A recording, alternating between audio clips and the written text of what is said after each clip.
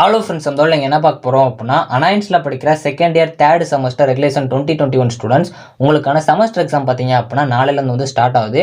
இப்போ இருந்து எல்லாரும் எக்ஸாம் ப்ரிப்பேர் பண்ணிட்டு இருப்பீங்க. இருந்தாலும் உங்களுக்குள்ள ஒரு பயம் இருக்கும். ஸோ அப்படி பயம் இருந்துச்சு அப்படின்னா கண்டிப்பாக இந்த வீடியோ பாருங்கள். ஸோ அது மாதிரி நாளைக்கு எக்ஸாம்லாம் மறக்காமல் கண்டிப்பாக எல்லாம் பண்ண பாருங்கள். நீங்கள் எக்ஸாம்ஸில் பண்ணுற மிஸ்டேக்ஸே நான் சொல்லியிருக்கேன், அதே வந்து தவிர்த்துருங்க. அதெல்லாம் என்னன்னு பார்க்கலாம். ஸோ வாங்க வீடியோக்குள்ள போகலாம். ஓகே ஃப்ரெண்ட்ஸ், ஃபஸ்ட் எடுத்தானே பார்த்தீங்க அப்படின்னா அனாயின்ஸில் படிக்கிற second year third semester students உங்களுக்கான செமஸ்டர் எக்ஸாம் வந்து இப்போ ஸ்டார்ட் ஆக போகுது. நாளையிலேருந்து வந்து உங்களுக்கு ஸ்டார்ட் ஆகும். ஸோ இப்போ தான் எக்ஸாம் நல்லா ப்ரிப்பேர் பண்ணிட்டு இருப்பீங்க. இருந்தாலும் உங்களுக்குள்ள ஒரு பயம் இருக்கும், கொஸ்டின் எப்படி வருமோ, கஷ்டமாக கேட்டுருவாங்களோ அப்படின்னு சொல்லிட்டு. கான்ஃபிடென்ட்டாக இருங்க, நீங்கள் படித்த கொஸ்டின் தான் வரும். ஸோ உங்களுக்கு கொஸ்டின் மேக்ஸிமம் வந்து நீங்கள் படித்த கொஸ்டின் தெரிஞ்ச கொஸ்டின் தான் வரப்போகுது அப்படிங்கிற ஒரு கான்ஃபிடென்ட்டாக இருங்க. ஸோ உங்களோட ஜூனியர்ஸு கூட பார்த்தீங்க அப்படின்னா ஃபஸ்ட்டு செமஸ்டரோட ஃபஸ்ட்டு கொஸ்டின் வந்து ஈஸியாக தான் வந்துருந்துச்சு.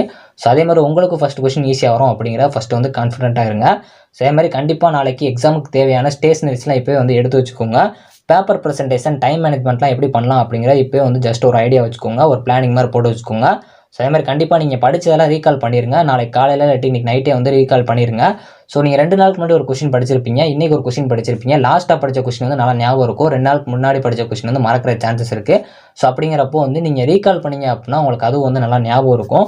அனெக்சரில் கண்டிப்பாக டிக் பண்ணணும். ஸோ அந்த ஃப்ரண்ட் பேஜில் 3 சைடுமே வந்து நீங்கள் டிக் பண்ணுற மாதிரி இருக்கும். ஃப்ரண்ட்டில் 2 சைடும், பேக்கில் ஒரு சைடு டிக் பண்ணுற மாதிரி இருக்கும்.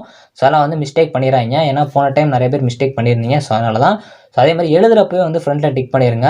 கொஸ்டினை நல்லா ரீட் பண்ணுங்கள். உங்களுக்கு தெரிஞ்ச கொஸ்டினாக தான் இருக்கும். சம்டைம்ஸ் ட்விஸ்ட் பண்ணி கேட்டிருந்தாங்க அப்படின்னா நீங்கள் அதில் கூட மிஸ்டேக் விட்டுருவீங்க. கொஸ்டின் நம்பரை தெளிவாக போடுங்க.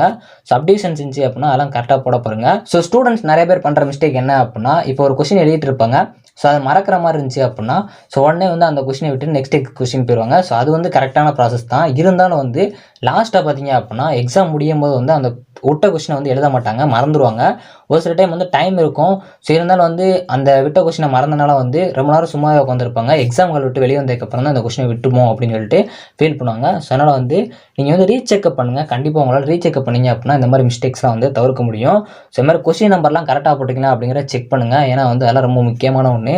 ஸோ அதே மாதிரி வந்து சப்டிவிஷன்ஸு, அந்த ஏபி அதெல்லாம் கரெக்டாக போடுறீங்களா அப்படிங்கிறதே பார்த்துக்கோங்க. எல்லா கொஸ்டினும் அட்டன் பண்ணுங்கள். தெரியுதோ தெரியலையோ கண்டிப்பாக எல்லா கொஸ்டினும் அட்டன் பண்ணுங்கள். ஸோ வந்து கொஸ்டினுக்கு ரிலேட்டடாக இல்லாமல் நீங்களாக ஏதோ கொஸ்டின் எழுதி வைக்காங்க. உங்கள்கிட்ட என்ன கொஸ்டின் கேட்டுருக்காங்களோ அதுக்கு ரிலேட்டடாக எழுத பாருங்கள். சப்போஸ் உங்களுக்கு அந்த கொஸ்டினே தெரில, நீங்கள் ஒரு கொஸ்டின் படிச்சிருக்கீங்க அப்படின்னு சொல்லிட்டு அந்த கொஸ்டின் எழுதி வச்சுறாங்க. ஏன்னா வந்து உங்கள்கிட்ட அவங்க கேட்டிருக்கிறது எதுவோ அதுக்கு ரிலேட்டடாக நீங்கள் ஆன்சர் கொடுத்துருந்தீங்கன்னா கூட உங்களுக்கு ஃபுல் மார்க் கிடச்சிரும். அவங்க கேட்காத கொஸ்டின் எழுதி வச்சிங்க அப்படின்னா ஃபுல்லாக தப்பாயிரும். ஸோ அதனால் வந்து ரிலேட்டடாகவே எழுத பாருங்கள். ஸோ கண்டிப்பாக வந்து பேஜஸை வந்து ஃபில் பண்ணுறீங்க அப்படிங்கிறக்காக ஏனோ தானே ஃபில் பண்ணாமல் கண்டென்ட்டை வந்து கரெக்டாக கொடுத்து ஃபில் பண்ண பாருங்கள். ஸோ அதே மாதிரி வந்து நீங்கள் பேஜஸ் நிறைய கொண்டு போனால் அது பிரச்சனை கிடையாது. ஆனால் நீங்கள் சொல்ல வர கான்செப்ட் வந்து கரெக்டாக தெளிவாக கிறிஸ்டல் கிளியராக வந்து கொடுத்துருங்க. அதான் வந்து பெஸ்ட்டு.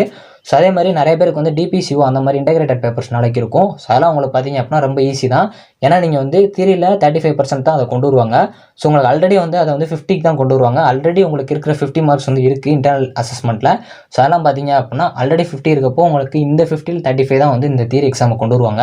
ஸோ அப்படிங்கிறப்போ உங்களுக்கு வந்து நீங்கள் இதில் ஓரளவு மார்க் எடுத்தீங்க அப்படின்னாலே இதெல்லாம் உங்களுக்கு பூஸ்டப்பாக வந்து மார்க் எடுத்து கொடுத்துரும். ஸோ அதனால் கொஞ்சம் நல்லா படிச்சிங்க அப்படின்னாலே அழகாக மார்க்ஸ் எடுத்துடலாம். ஸோ அதே மாதிரி உங்களுக்கு ரிலேட்டிவ் கிரேடிங்கும் இருக்குது. ஸோ ப்ரோ நான் படிச்சிட்டேன் ஆனால் எனக்கு மார்க்ஸ் வருமோ வராதோ அப்படிங்கிற டவுட் இருந்துச்சு அப்படின்னா நீங்கள் மார்க் கம்மியாக எடுத்தாலும் உங்களால் ரிலேட்டிவ் கிரேடிங் பிரின்சிபலை யூஸ் பண்ணோம் அப்படின்னா உங்களுக்கு நல்ல கிரேட்ஸ் வரதுக்கும் சான்சஸ் இருக்குது. ரிலேட்டிவ் கிரேடிங் பிரின்சிபல் பற்றி தெரில அப்படின்னா பார்த்து செக் பண்ணிக்கோங்க. கொஸ்டினை நல்லா ரீட் பண்ணுங்கள். சம்டைம்ஸ் அது கிரேஸ் மார்க் வர கூட சான்சஸ் இருக்குது. ஏதாவது கொஸ்டினில் சின்ன மிஸ்டேக் இருந்தாலும் அது கிரேஸ் மார்க் கொடுத்துருவாங்க. ஸோ அப்படிங்கிறப்போ அதுவும் வந்து உங்களுக்கு ஒரு ப்ளஸ் பாயிண்ட் தான். ஸோ அதனால் உங்களுக்கு தெரியல அப்படின்னாலும் அந்த கொஸ்டின் தப்பாக இருந்துச்சு அப்படின்னாலும் அதை அட்டன் பண்ணுங்கள். கான்ஃபிடென்ட்டாக தப்பு அப்படின்னா மட்டும் அந்த கொஸ்டின் அட்டன் பண்ணுங்கள். இல்லைனா எய்தர் சாய்ஸில் உங்களுக்கு தெரியாத கொஸ்டின் இருந்தாலும் அதுக்கு ரிலேட்டடாக எழுதி வச்சுருங்க. ஏன்னா சம்டைம்ஸ் வந்து நீங்கள் தப்புன்னு சொல்லி எழுதி வைப்பீங்க, அது கரெக்டாக கேட்டிருந்தாங்க அப்படின்னா ஆன்சரே தப்பாக போயிடும். ஸோ அதனால் அதை கரெக்டாக பார்த்துக்கோங்க. ஸோ ஓவராலாக பார்த்தீங்க அப்படின்னா உங்களுக்கு கொஸ்டின் நாளைக்கு ஈஸியாக தான் வரும். எக்ஸாம்ஸ் எல்லாம் நல்லா பண்ண பாருங்கள். All the best friends. அதே மாதிரி உங்ககிட்ட ஒரு கேம் வந்து ப்ளே பண்ண சொல்கிறோம் அப்படின்னா ஃபஸ்ட்டு பார்த்தீங்க அப்படின்னா உங்களுக்கு அது ப்ளே பண்ண தெரியாது. ஸோ இந்த கேம் அப்படிங்கிற செமஸ்டர் ஞாபகம் வச்சுக்கோங்க. உங்களுக்கு ஃபஸ்ட்டு எடுத்தோன்னே உடனே செமஸ்டர் எடுத்தோன்னே எழுத தெரியாது. ஆனால் ஒரு சில நீங்கள் ஒரு 4-5 தடவை ப்ளே பண்ணி பார்த்தீங்க அப்படின்னா உங்களால் கேம் வந்து விளாட முடியும். ஸோ அதே மாதிரி தான் ஒரு 4-5 தடவை நீங்கள் ஒரு சாப்டரை படிச்சிங்க அப்படின்னா உங்களால் வந்து கவர் பண்ண முடியும். ஸோ ஒரு சில இன்ஸ்ட்ரக்ஷனும் படிச்சிங்க அப்படின்னா உங்களால் ஈஸியாக வந்து கேம் ப்ளே பண்ண முடியும். அதே மாதிரி தான் ஒரு சில டாபிக்ஸ்லாம் நல்லா படித்து வச்சுருந்தீங்க அப்படின்னா கண்டிப்பாக உங்களால் வந்து கேம் அப்படிங்கிற ஒரு செமஸ்டர் வந்து நல்லா ஈஸியாக ப்ளே பண்ண முடியும். ஸோ அதனால் once again best of lucks friends. எல்லோரும் எக்ஸாம்ஸ் நல்லா பண்ண பாருங்கள். கண்டிப்பாக நீங்கள் படித்த கொஸ்டின் தான் வரும். கான்ஃபிடென்ட்டாக இருங்க, கண்டிப்பாக ஈஸியாக தான் வரும். நீங்கள் எக்ஸாம் எழுதி முடிச்சதுக்கப்புறம் நாளைக்கு நம்ம சேனலில் கம்யூனிட்டி டாப்பில் ஒரு ஓட்டிங் வச்சுருப்போம். அதிலே மறக்காமல் ஓட் பண்ண பாருங்கள். Thank you friends. நெக்ஸ்ட் வீடியோவில் சந்திப்போம்.